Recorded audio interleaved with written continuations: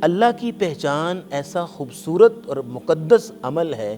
کہ جو انبیاء کی زندگی کا مشن ہوتا تھا۔ ہر نبی نے آ کے اپنی قوم کو جس چیز سے سب سے پہلے روشناس کرایا وہ اللہ کی پہچان ہے۔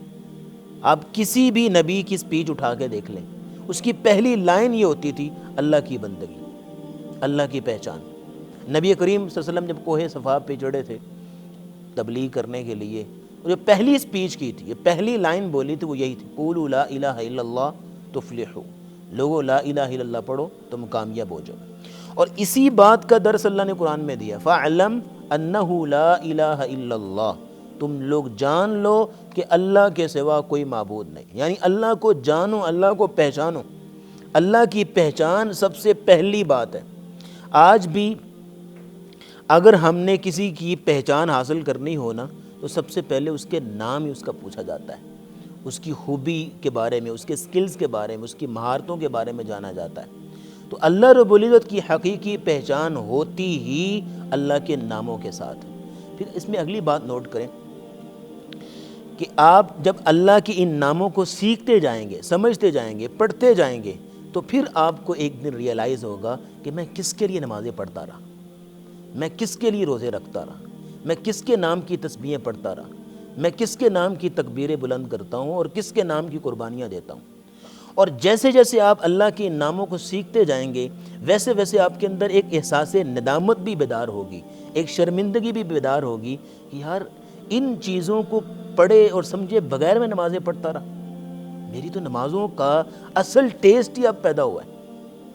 میں ان چیزوں کو جانے بغیر روزے رکھتا رہا، ان چیزوں کو سمجھے بغیر میں تسبیحیں پڑھتا رہا۔ اور سچی بات یہ ہے کہ حقیقی پہچان، حقیقی اللہ کی محبت اس وقت ہمارے دل میں پیدا ہوگی کہ جب ہم اللہ کے ان ناموں کو سیکھیں گے اور اللہ کے ان ناموں کو سمجھیں گے۔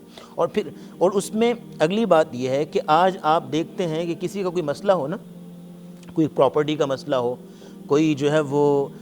زمین کسی کے قبضے سے چھڑانی ہو، تو آپ کے پاس آئے گا اور آپ کو پتہ کیا کہے گا، سر کوئی جان پہچان والا ہے، تھوڑا سا زمین کا ٹکڑا ہے تو وہ کسی کی قبضے میں چھڑانا ہے، کوئی جان پہچان والا ہو تو بتائیے گا۔ سر آپ اللہ کے ان ناموں کو اس انداز سے سیکھیں کہ آپ کو اللہ کے بعد کسی اور کی جان پہچان کی ضرورت ہی نہ ہو۔ جب آپ نے اللہ کو پہچان لیا پھر کسی اور کی جان پہچان کی ضرورت نہ ہو، کیونکہ جب آپ ان اسماء حسنہ کو اپنے اندر اتار لیں گے اور ان سے متعلقہ علمی نکات کو اپنے اندر جذب کر لیں گے تو پھر ہوگا کیا کہ آپ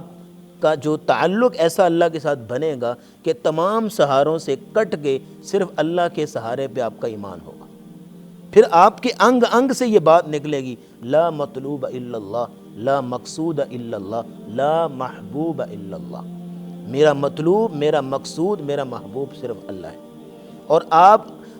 زندگی کی مشکلات میں، زندگی کے اندھیروں میں کبھی بھی اپنے آپ کو تنہا نہیں سمجھیں گے، کبھی بھی اپنے آپ کو اکیلا محسوس نہیں کریں گے۔ اور جیسے شاعر نے کہا نا، تم میرے پاس ہوتے ہو گویا جب کوئی دوسرا نہیں ہوتا۔ یہ وہی بات ہے کہ جب آپ